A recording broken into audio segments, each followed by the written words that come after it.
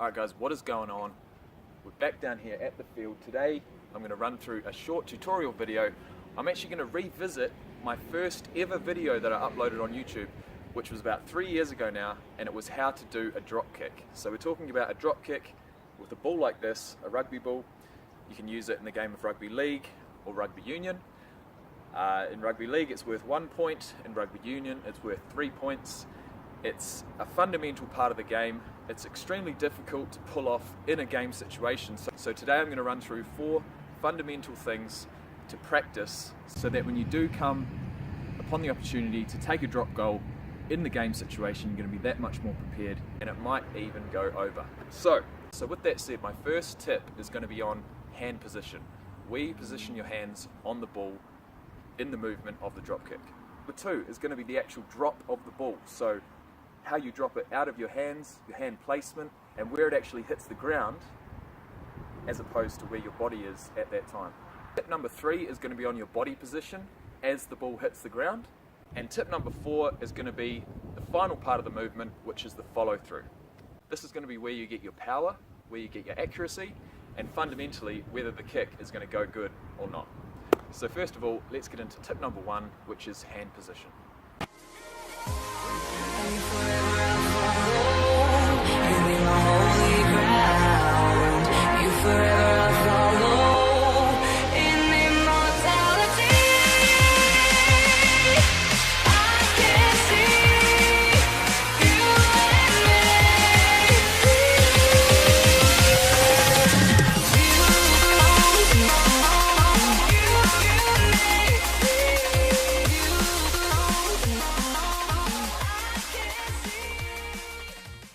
Now when we're talking about a drop kick, you're either going to be kicking off your right foot or your left foot.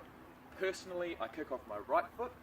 So with that said, as far as hand position goes, when you're kicking the ball, whether that be a punt, a place kick or a drop kick, you're going to want to be coming in on an angle so that when your foot comes round, the angle of your foot is going to be off in a straight line where you want the ball to go. So obviously if we were going to come in to kick it from a straight angle, and our foot was to come across like it does naturally, it's going to go that way. What we do, we counteract that by coming in on, maybe a 30 to 45 degree angle, so that when our foot does come through naturally in that arc, it's going to come in the direction that we want the ball to go. So with that said, as we come in, we've got the hand position. Now, I'm going to be coming through with my right foot. I'm going to want my right hand to be on the top half of the ball, on the outside of the ball. My bottom hand, which is more so a guiding hand, is going to be on the bottom half of the ball, or at least that's how I like to do it. So we'll come in at a 45 degree angle. I'll have my outside hand, my right hand on the top, my left hand, my inside hand on the bottom, and we'll be coming up something like this. So this is the first part of the movement. First of all, the ball comes slightly up and then the drop happens. So as we come through the movement, the top hand stays on the ball as the drop happens. The bottom hand actually comes off it because it's more of a guiding hand. So it's something like this. So when we get to the top of that movement, this hand comes off, the ball stays in this hand, so it's still guided. Okay? So it'll be coming up, this hand comes off, this hand is the complete guiding hand and guides it back down to the ground for the drop. So that is the hand position 101. With that being said, the second part of the drop kick is obviously the drop of the ball. Like I just demonstrated, it's going to be up like this. You're going to take this hand off. You're going to be guiding the ball up and then back down with this hand. What that's going to allow you to do is to drop it as upright as possible. The last thing you want is the ball to land on the ground like this, or like this, or like this, because the connection with the ball is not going to be true, and it's not going to give you as much power and as much accuracy as you could get. So I'm only telling you this hand position because at the end of the day you want the ball to drop as upright as possible, and bringing the ball up like this and sort of cupping it in this outer hand and then dropping it allows me to keep the ball as upright as possible. You may be different, but like you can see, come up like this and drop it like that. So the ball is being dropped nice and vertically up and down so that it bounces nice and vertically and you get the best connection. Alright, so that is the drop of the ball from the hands. When the ball actually hits the ground, you're going to want it to be within around about a foot to a foot and a half of your leading foot. So once again, I come through, I bring the ball up, I let it go, it hits the ground.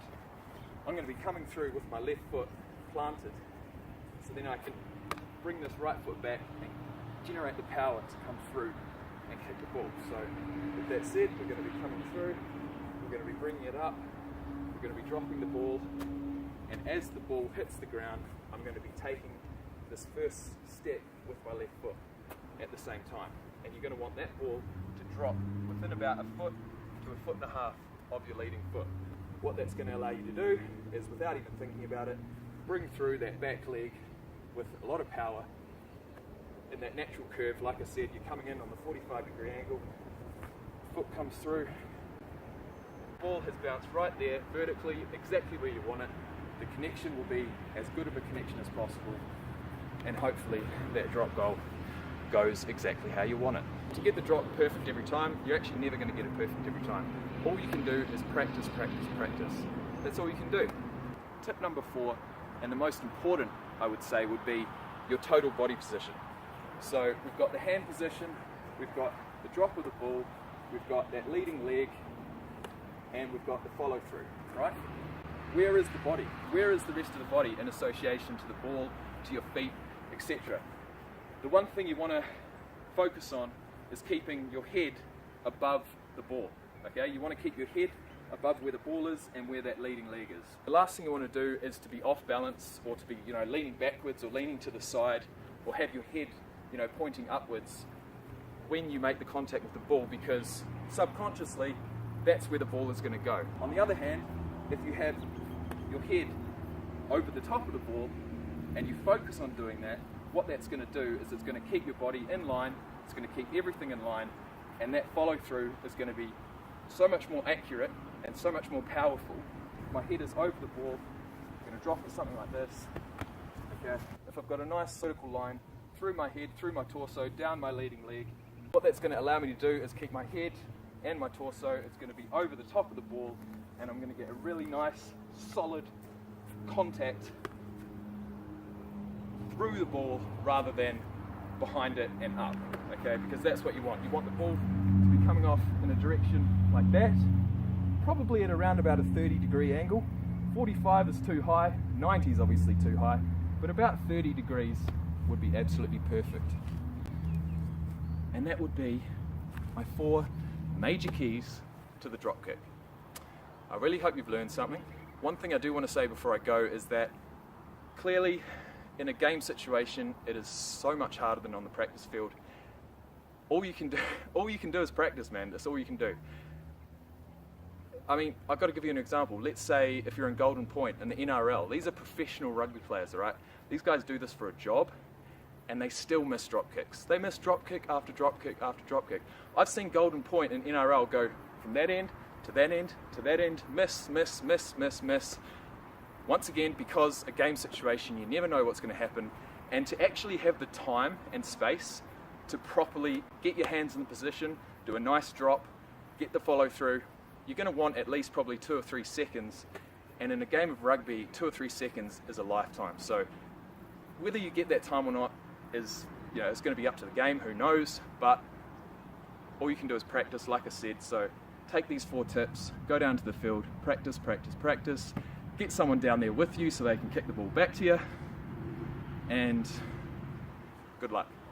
That's all I've got to say. So until next time, guys, have a great day, subscribe for more, there'll be more to come. Peace. And before I go, I better give you a demonstration, right? So let's see how we go.